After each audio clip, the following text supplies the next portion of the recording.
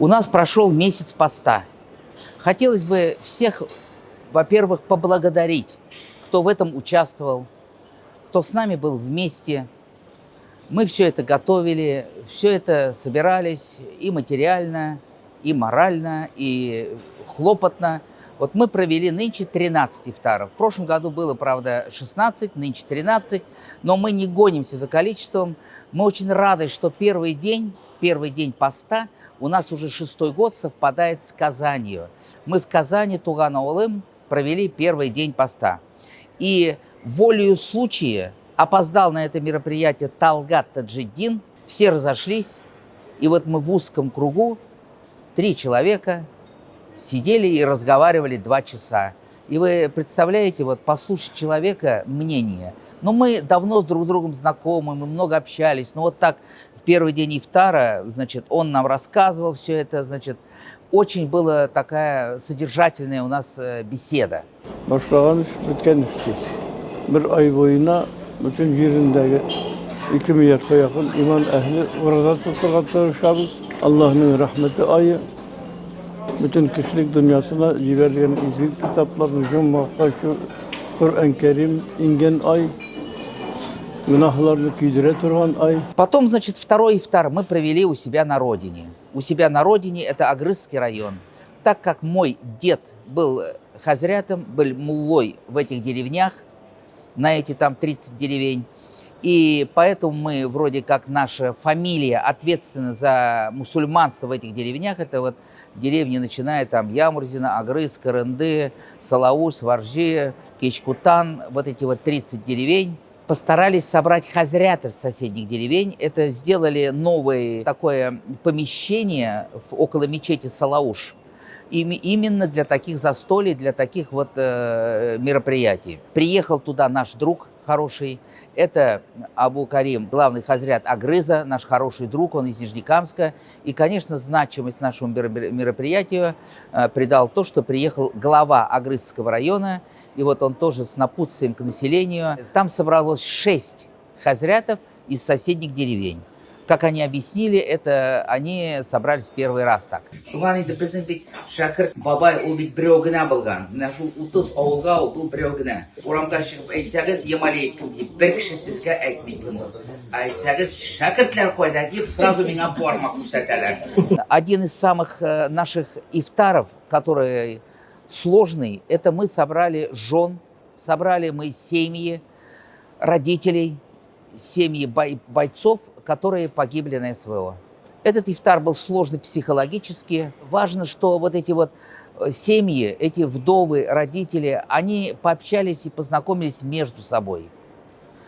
И вот мы им пытались объяснить, с ними поговорить, что жертвы были не зря, что они погибли за нас, ради нашей России.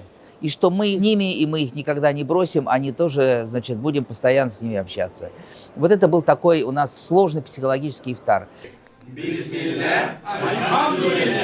Дальше мы по графику все 3 воскресенья Яшляр Якшамбесе провели 3 ифтара со студентами. И у нас 2 больших ифтара нынче было у Альбир Хазрята. Это где-то в районе 200 человек.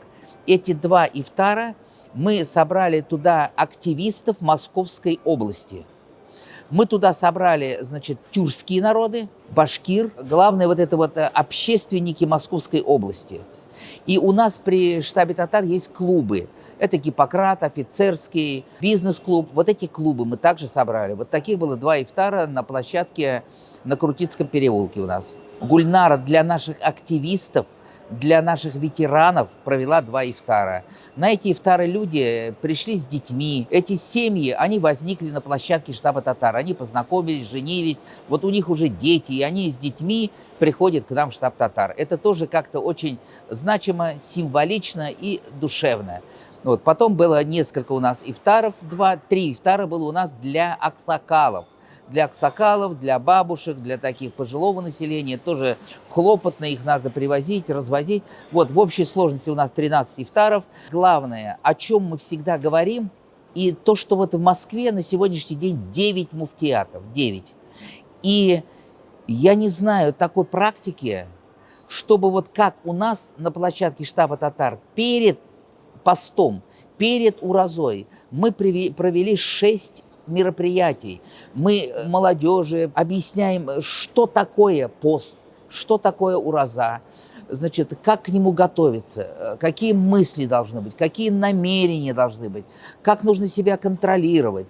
Вот это очень сложно. Мы провели вот эти 6 мероприятий перед уразой, мы приглашали разных совершенно хазрятов. Мы видим, что они бы очень полезны, потому что очень много молодежи, которая сомневается, держать пост, не держать пост. И вот в районе 200-250 человек, которые благодаря вот этим вот беседам начали держать пост. И мы очень надеемся, что вот эти люди, 200-250 человек, они начнут читать дуга, начнут читать намаз и будут религиозными мусульманами. Вот это мы очень надеемся на это. Мы вообще считаем, что молодежь наша должна быть духовная, и как-то вот мы настраиваем, чтобы не только в этот месяц они контролировали себя, свои мысли, намерения, разговоры, поступки, но и потом, в течение года, чтобы они, конечно, были такие вот настоящими мусульманами. Мы очень довольны этим, значит, месяцем ураза. Практически не было никаких финансовых проблем. С удовольствием наши люди сдают деньги. И интересно, что студенты сдают по 50 рублей, а кто 60 рублей, а кто 100 рублей. Вы знаете, для нас это вот эти вот деньги, они очень важны, что студенты из своего бюджета выделяют 50 рублей. И этим они настраиваются, у них появляется вот эта вот благотворительность, духовность вот в этом направлении. И мы просим всегда студентов: студенты, поговорите с бабушками. О чем мечтали ваши бабушки? Где они работали? Если они воевали, то кем они были на войне?